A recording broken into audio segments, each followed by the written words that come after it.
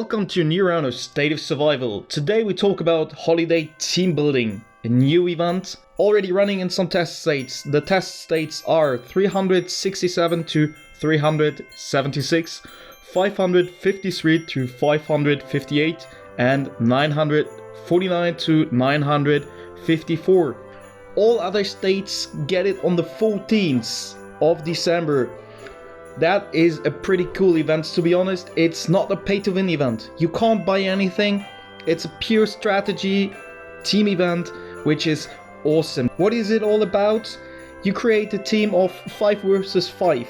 Those fights that you can do by creating a team. You can also find solo matches like you know from Golgoroth Mall, where you play with random players. On top of it, this is a cross-state event, so you can play with other players from different states. On top of it, there are boxes where you can get the bells for the Christmas tree on top.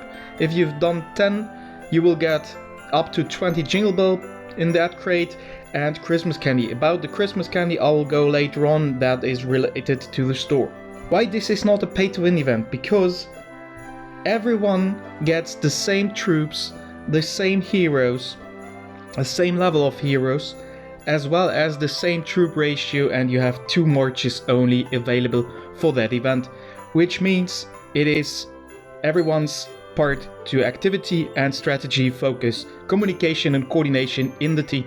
That is why I highly recommend to play it as an alliance event and not with random people, because that might impact your success rate. There are different tiers. There's the stone tier I'm actually in. For going on in the stone tier, which has 3 sub-levels, you will also get the sweets.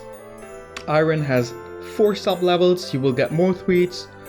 Bronze tier has 5 sub-levels, also a lot of candies. Silver has 5 sub-levels, and then we have the gold, which has no sub-level. You only increase the amount of stars you will get. The time you can play this event is between 10 to 14 UTC, 17 to 21 UTC, and 23 to 3 UTC. And of course, the requirement is HQ7, which is pretty low, so don't bother with that. It's 5 against 5. There are various maps, so each match can be different and the strategy needs to be adjusted to the map. Then we have 3 different buildings on each map. That is the base where you start. Both have their starting base, as well as those bases can't be attacked or occupied by the opponent, so don't try that because it won't work. Now we have the fortresses, which are important for your victory. Those fortresses, each of them give 60 points, so the maximum of it is 300 points you can get per minute. So in perfect world you can get your victory after 5 minutes.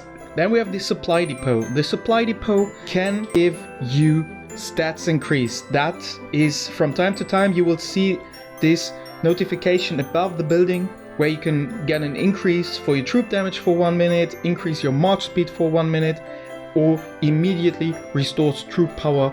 This is also important to communicate with each other who's attacking, who's maybe going back to restore the energy of his march. There are always fights.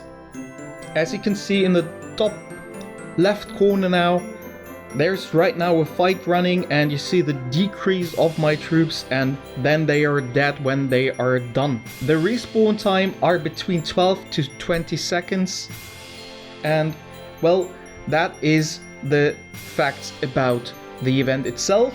Now you can see a short fight of myself.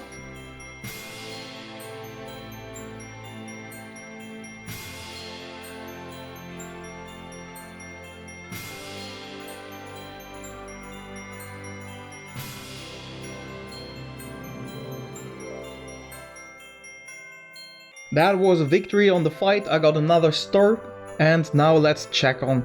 There's a leaderboard, which is, you can see a lot of 367 in that case, but you can see that is cross-state, and for the ranking there are legendary fragments.